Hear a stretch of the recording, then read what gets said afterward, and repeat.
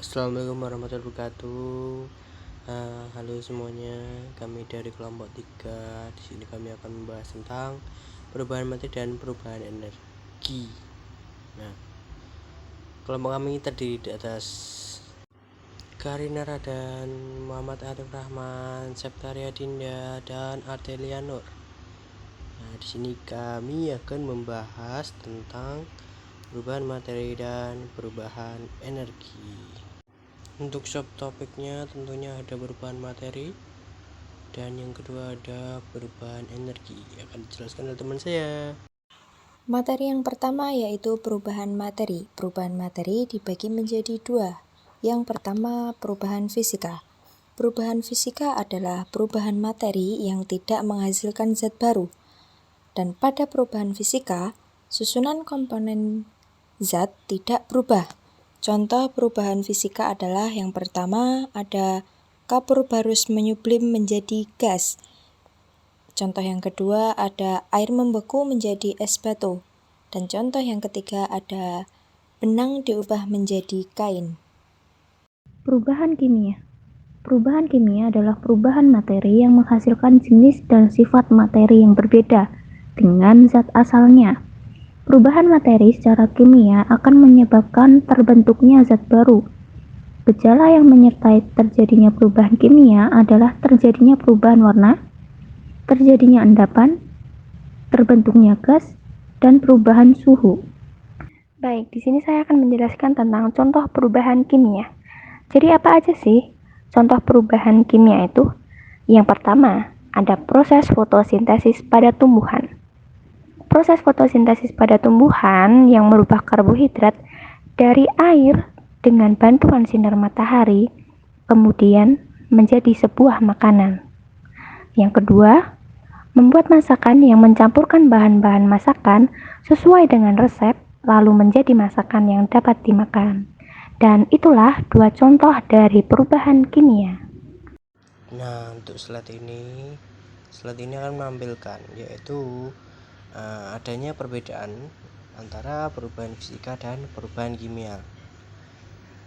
Untuk perubahan fisika yang pertama, jadi perubahan yang terjadi tidak membentuk zat baru.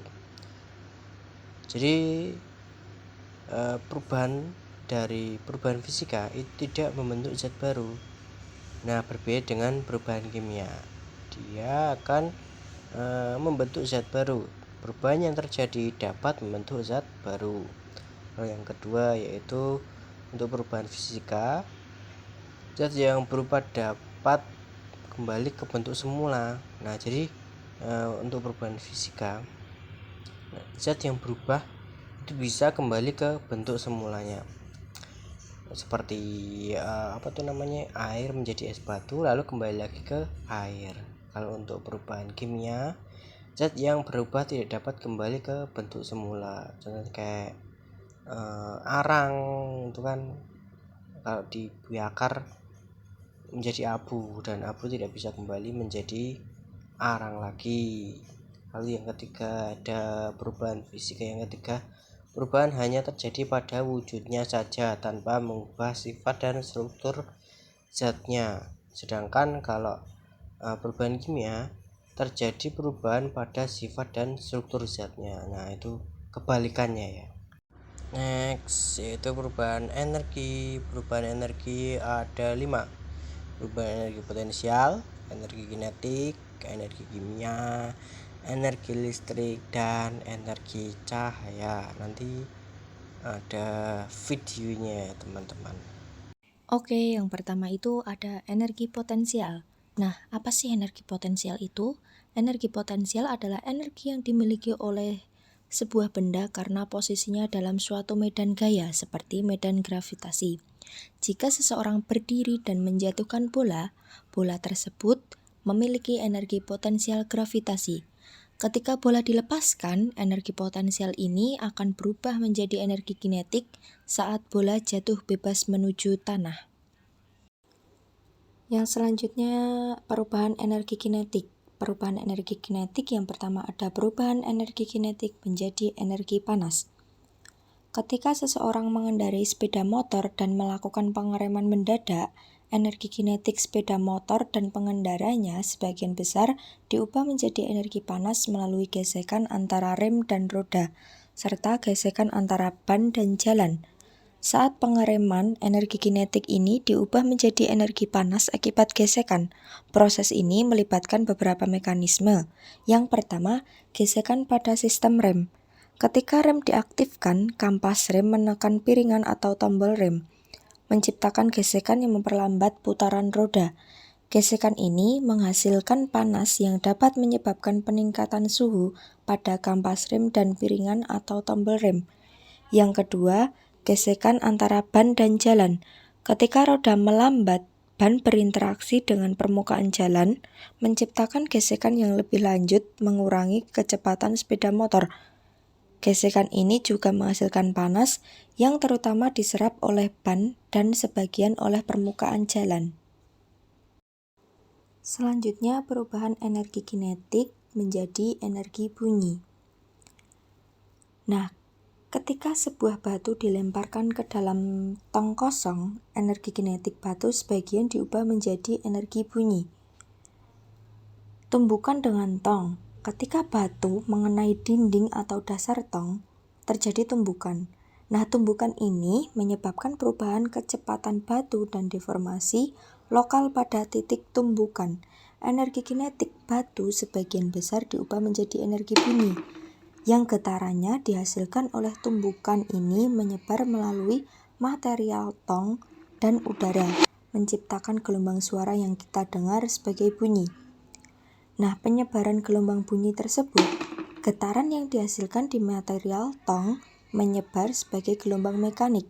Ketika gelombang ini mencapai udara di dalam dan di sekitar tong, mereka menginduksi getaran pada molekul udara, menciptakan gelombang suara yang kita dengar. Perubahan energi kimia menjadi energi gerak.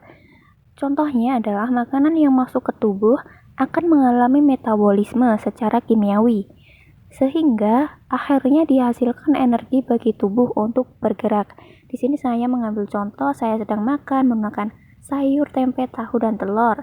Selanjutnya di sore hari saya melakukan aktivitas yaitu lari di sore hari.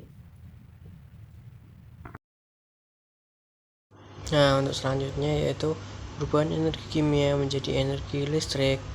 Contohnya, baterai yang tersusun atas senyawa kimia dapat membuat perangkat elektronik menyala. Dan contoh selanjutnya yaitu aki yang tersusun atas senyawa kimia dapat menjadi listrik bagi kendaraan bermotor. Nah, motor itu memiliki daya listrik karena adanya aki. Nah, ini ya, nanti di dalam motor ini kan ada akinya.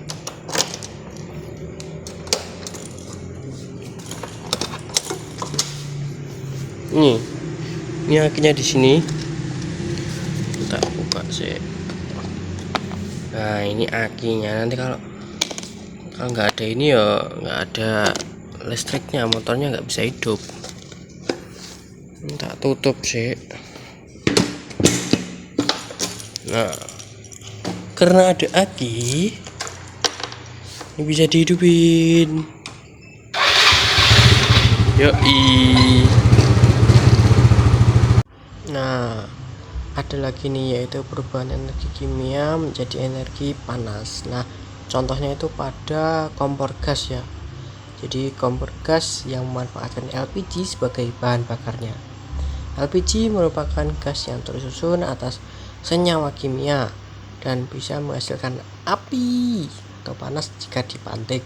Nah, setelah slide ini ada video prakteknya, jadi ditonton ya. Untuk energi kimia ini yaitu dari gas LPG menjadi panas.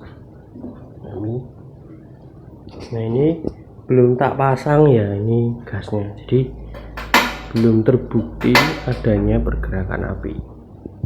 Ini tak pasang dulu ya. Ini gas LPG nya udah tak pasang.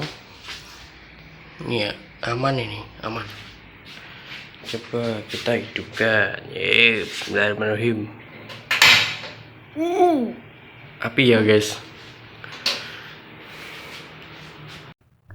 Ya, selanjutnya adalah perubahan energi kimia menjadi energi cahaya. Di sini saya mengambil contoh yaitu pada baterai yang bisa menghidupkan senter. Baterai sendiri merupakan sumber tegangan yang tersusun atas senyawa kimia. Ya, di sini bisa kita lihat ya, ada senter yang sudah diberi baterai, lalu itu ditancapkan. Nah, sekarang senternya bisa menyala dengan terang. Oke, dari tadi kan kita udah membahas tentang perubahan energi kimia yang terdiri dari perubahan energi kimia menjadi energi gerak, energi kimia menjadi energi listrik, energi kimia menjadi energi panas, dan yang terakhir ada energi kimia menjadi energi cahaya. Sekarang kita akan membahas tentang perubahan energi listrik. Yang pertama ada perubahan energi listrik menjadi energi gerak. Nah, di sini saya mengambil contoh pada kipas angin yang hanya bisa berputar jika dihubungkan dengan arus listrik. Nah, bisa dilihat ya, itu kipas anginnya sudah berputar karena sudah terhubung dengan arus listrik. Wah, itu kipas anginnya keluar airnya.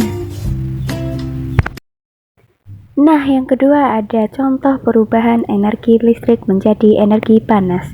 Di sini saya mengambil contoh yaitu pada kompor listrik yang hanya bisa dimanfaatkan untuk memasak jika dihubungkan dengan arus listrik. Untuk cara kerja kompor listrik sendiri ini cukup mudah teman-teman, yaitu dengan cara cukup menancapkan kabel kompor listrik kepada stop kontak yang dialiri oleh listrik. Nah, bisa dilihat dari video ini kalau kabel kompor listriknya dilepas, maka kompornya akan mati.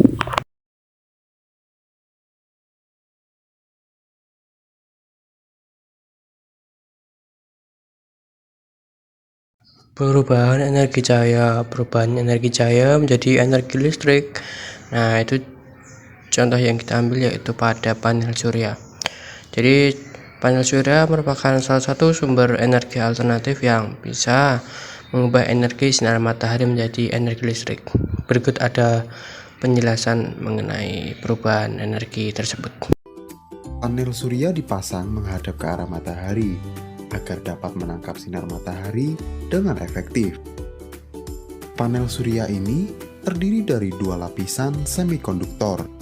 Bagian atas bermuatan negatif dan bagian bawah bermuatan positif, dan bagian bermuatan negatif akan menangkap energi dari matahari yang kemudian dilepaskan ke bagian bermuatan positif.